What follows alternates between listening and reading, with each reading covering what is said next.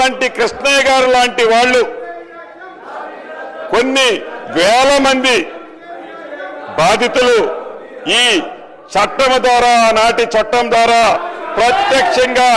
నష్టం కలిగింది అని తమరికి ఈ వేదిక ద్వారా తెలియజేస్తున్నాను అధ్యక్ష మనం చిన్నప్పుడు చదువుకున్నాం ఒక పిట్ట కథ మీకు చెప్పాల్సిన అవసరం ఉంది అధ్యక్ష రెండు పిల్లులు రొట్టె కథ ఈ ధరణిలో ఉంది ఏదైతే రెండు పిల్లుల మధ్య ఒక రొట్టె కథ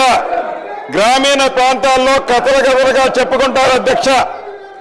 ఆ కథ ఏంటంటే ఒక రొట్టె ముక్క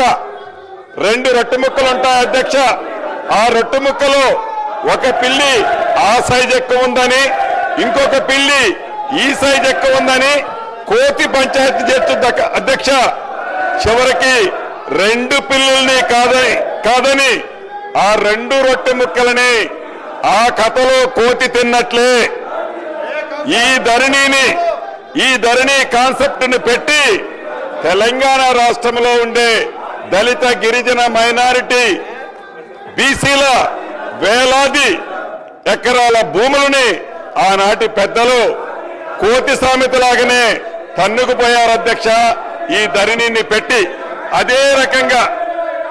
రకంగా